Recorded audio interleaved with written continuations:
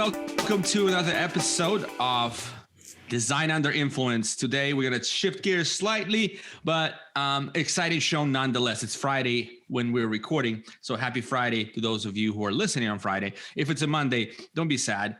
Friday is coming. I want to introduce my co-host and also our guest today. So let's say, Boris, say good morning or hello. Good morning. Hey, as always, I'm Boris, and today is a good morning. I'm a little slow though. I'm the co-host, and we have here with us Bryon McCartney from ArchMark. I'll say more about Bryon. Yeah, Bryon is the Chief Creative Strategist and the co-founder of a company called ArchMark, which is a specialized marketing or branding agency for architecture firms. Bryon, how are you today? I'm great. I really appreciate you guys having me on. Very cool. We're going to unpack. Clearly, those of you who have listened to our show and are listening to the show, you're like, okay, what is this going to be? Technology marketing? What are we going to talk about? Well, we are going to talk about growth and how technology is connected. It's always connected to all of your endeavors as a business owner, as an architect. And, look, you have operations, right? And technology is woven into your operations. We've talked a lot about that. But you also have growth. If you don't have growth, I've mentioned this in many shows, it's sort of sad. It's sort of sad shop, right? You sort of, everybody's staying the same. There's really no opportunity for your team, for your employees. So you as a founder is ultimately responsible to, if you don't want to be huge, but at least have some sort of fresh new clients coming in, good size profits and all that. So Bryon's going to help us unpack some of that. And I want to start with, what do you see out there, Bryon, in your experience? A typical, let's say a pretty good architecture firm of 15 to 25 people, what would they spend on marketing per year? What's the budget like? Oh, wow. That's a good question, because I think, to be honest, most firms at that size, they probably have a marketing coordinator. They might have a director of marketing. But in reality, these people aren't really focused on marketing. They're typically focused on putting together proposals, putting together presentations, and maybe doing some PR or media relations. But in terms of like marketing and lead generation and bringing new opportunities into the firm, I'm really not focused on that primarily, at least not in my experience. Now, some firms are. I don't want to make that a blanket statement. In terms of what they're spending, I mean, I would imagine you gotta factor in the salaries of maybe a small team, two to three people who might be involved in the marketing efforts for the company. So whatever that might be. I mean, that could be anywhere from maybe a couple $100,000 up, in terms of salaries and all that. But on a revenue of what? On a revenue of what, typically, like 2-3 million? Well, okay, let's put it this way. I think the Small Business Administration says that you should be spending something like anywhere from, I think, as low as 3 to as much as 10% on marketing. I've heard 8 to 10. 8 to 10 more aggressive, so as a marketer, we're like, spend 8, spend 10. Yeah, but you're exactly. right. It's somewhere between 5 and 10. Realistically, you're talking like 3%. And if you're talking like a firm like that size, let's say 15 to 25 people, most of your marketing activities, what you and I would know as marketing activities, are involved in like things like going to events, right? Like attending conferences, doing maybe hosting events for potential and past clients, things like that. The glad handing, the networking, the relationship building. In today's world, I mean, that stuff is still very important, but in terms of like from a marketing perspective, that's really more tied to the business development side of things, right? Mm-hmm. And it's not what I refer to as the marketing part, which is actually bringing the new opportunities into the firm. You're building those relationships in the hopes that you'll strengthen those relationships with those potential leads and clients and stuff like that. But you're not actively bringing in the new opportunities. You're not going out and trying to connect the dots between what people need and the realities they're facing with the solutions that you're providing as a firm. And so that's where I think I get hung up a lot on this this question of like what should people be spending? Well, it's all relative, you know. If you're going after high value projects, you should be spending more money to get those high value projects. And all of your marketing, and let's talk about marketing separate from business development, all your marketing should be relative to the goals that you've set, right? If you want to grow by 20% in the year, then that's pretty aggressive. So let's increase the marketing spend so we get more opportunities to have conversations with people who might become clients. Does that make sense? I don't know if I'm answering the question directly, but I think that, you know, to put a number on it, it's really hard because it's going to depend on your specific goals. Well, you just did, right? You just did. So for the, you know, from what I understood, it's like, look, a lot of this goes to business development, you know, and throwing out quotes and bidding on projects. That's really, you know, you could call it RFQs and RFPs and right. That's business, and that's what I call. So that's what I call reactive. You know, that's the reactive part of business development, right? So there's a proactive part of business development, which is what that's the marketing part, if you ask me, right? That's the part that a lot of firms aren't really highly engaged in. Let's start unpacking that, Bryon. So the reactive is where right now a lot of the budgets go, and it's required because you know at the end of the day you're going to submit a lot of bids and you'll sign something and you'll start working. Sure. But for you to up the quality of the bids or bid opportunities and up the volume of the bid opportunities, you have to do the proactive, right? Yeah, I mean that's you know, again it has to align with your goals, right? So, you know, I know a lot of firms right now are, and for the past year because of COVID, it's all about workplace, you know, and how are we going to improve the workplace? How are we going to improve, make retail safer, right? Because this is not the last pandemic we're ever going to have, right? That's what they're telling us, right? This might be just the tip of the iceberg. The next one could be God knows what, right? So architects right now, there's a lot of thought leadership going on. Thought leadership is great for the industry. It's not great for getting clients, but it's great for the industry. But the you know, if you want to be in that running for those kind of projects and start being considered for that, then that's kind of where your marketing should center around. You should be doing active, proactive, active marketing to kind of show people that you have expertise in those areas and that you can solve the problems of the future. And some firms are doing that, granted. Like I saw a lot of stuff coming out of some of the big firms like Gensler and HOK and things like this about workplace improvements and what's the workplace of the future. That's great stuff. I think, you know, the firms that you're talking about, those 15 to 25, if they want to be part of that conversation, if they want to get in on what's going to happen in corporate America and in the world in the future, they need to be actively and proactively going out and showcasing their expertise to get people interested in having those conversations with them. And so here begs the question, right? How? Like, what's some of the ways you recommend for these architecture firms who don't have Gensler's budgets, but are interested in leading the way, do feel their position correctly, do feel that's their duty and calling?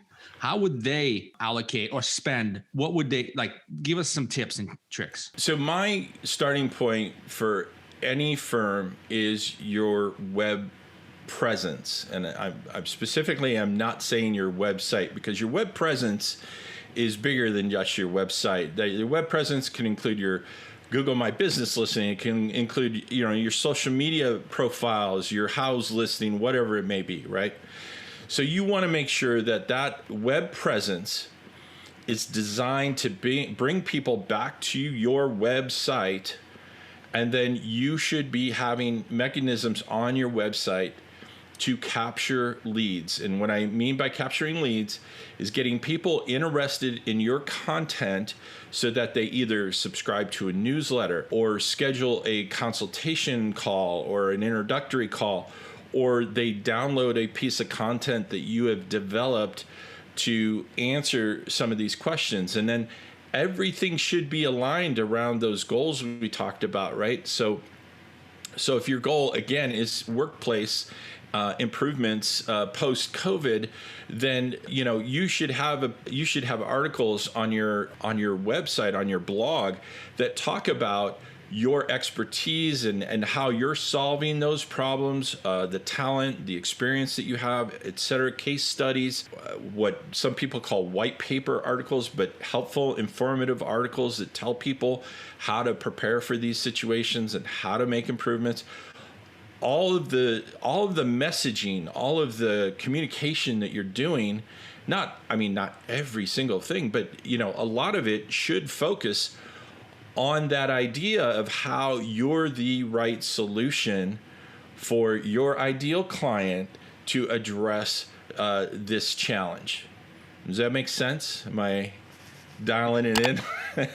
It's For sure. It makes sense. It makes sense. Absolutely. From and I have a marketing head. I want to ask Boris, because I've done what you do for 10 years and I've built a digital agency. So I saw how the impact of focused education and outreach to your perfect client impact the business. You're not everywhere. You're not solving, workplace problems and retail. You're also solving, refineries and how to make sure they're safe. You can't, but if you focus on one kind of client and you really passionate about solutions, you develop passionate content that speaks to that passion, and then distributing that content in those channels. But that's difficult, isn't it, Bryon? That's not easy to do. It's easier to do when you have clarity and you have that focus.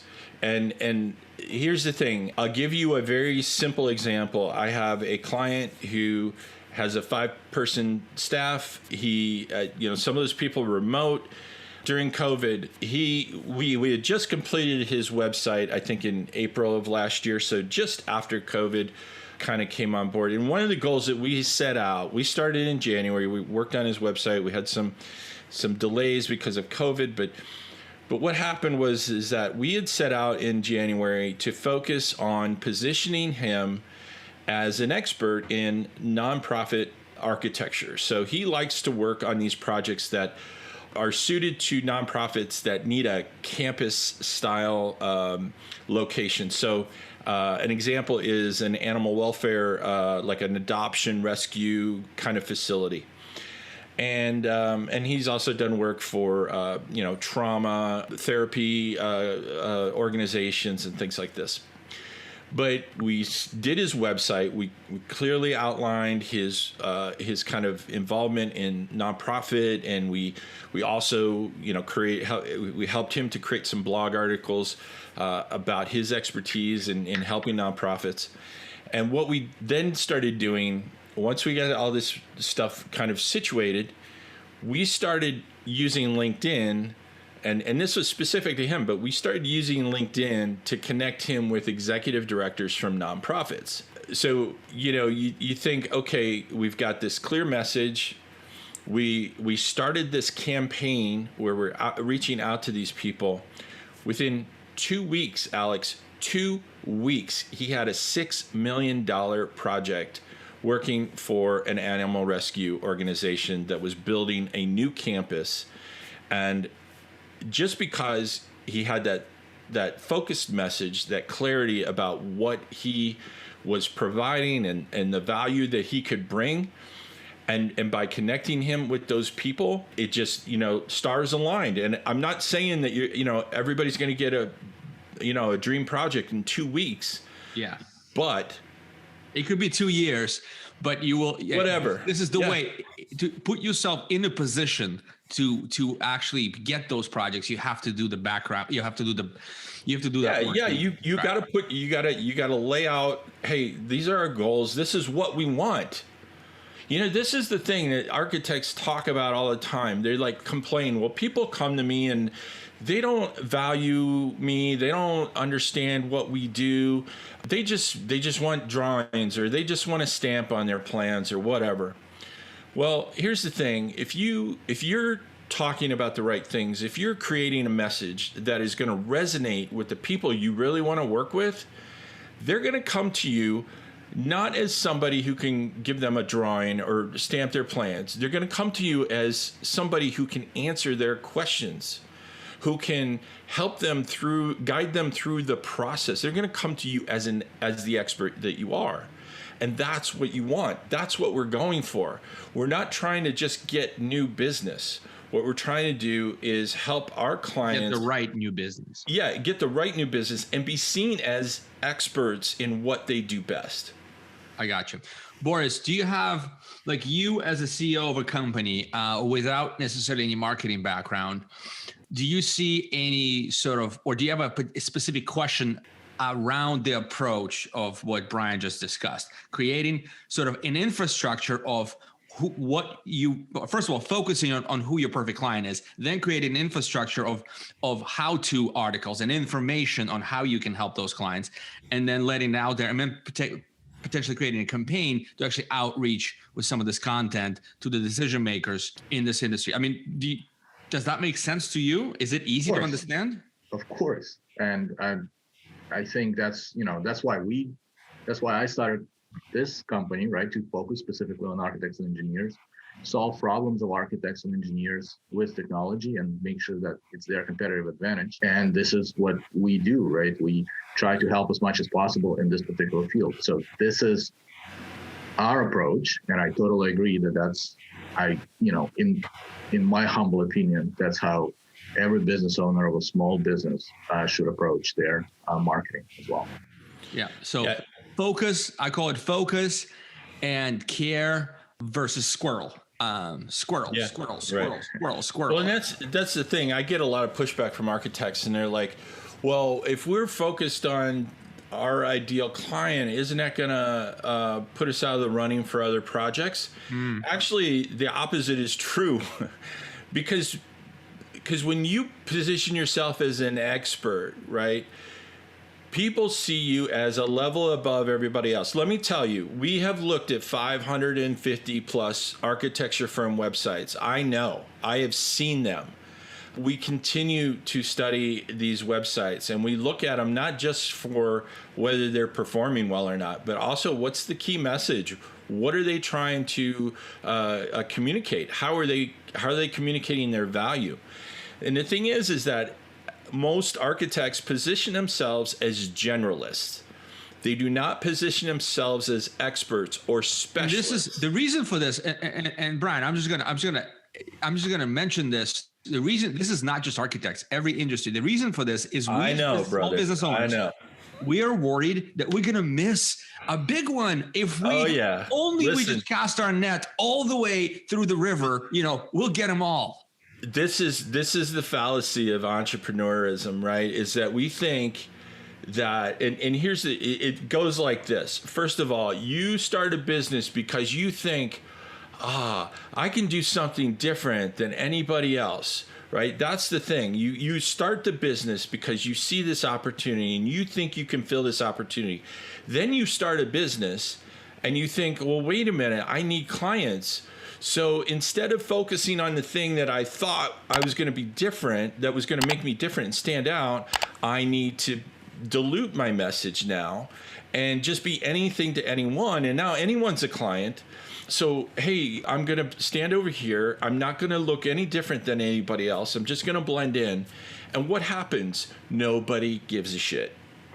And so if you want to be an entrepreneurial architect, if you want to build a business because you have a passion or you know that you can serve a need, then grab onto that with tight fists and don't let go of that ideal, because that's what makes you different. That's what makes you stand out. That's what makes people take notice. And when you stand out as a specialist, you don't just stand out to the people that you serve, you stand out to everybody, because the people you serve are going to be better served, and they're going to tell other people, wow, these guys really know what they're doing and they can help a lot of people. And that's how you become a success. That sounds good. We got to wrap this up. But Bryon, I tell you, both you, me, and Boris will live we eat our own dog food. Why? Because ArchMark is focusing on only helping architects. Yeah. Arch IT is only help. So we're not just spouting, I'm not making this up. I'm not making it up. Yeah, we're living it up. So Bryon, this was fantastic. For folks who are watching and want to connect with you and pick your brain on some things, maybe even bring you in, how would they find you? What's the easiest way to find you? All right. There's two ways to basically get in touch with me. Go to archmark.co or send me an email at info@archmark.co. Let me know that you saw me on the show, and let's start a conversation. There's also a page on my website that you can schedule a 20-minute intro call with me or my team. But I'm on LinkedIn a lot, and I would love it if you're watching this and you're on LinkedIn. Go to LinkedIn. Go to the little search bar up at the top and type in Brilliant Bryon. I spell my name differently. It's Bryon, but it's Bryon with a yo. Bryon. So Brilliant Bryon, and put that into LinkedIn, and you'll find me. You'll find me. You'll know me. Sounds good, Bryon. Hey, thanks a lot for dropping some wisdom nuggets. Boris, you want to close it out with your favorite? As always, remember, technology is your competitive advantage. See you guys. Cheers, everyone. Thank you for watching.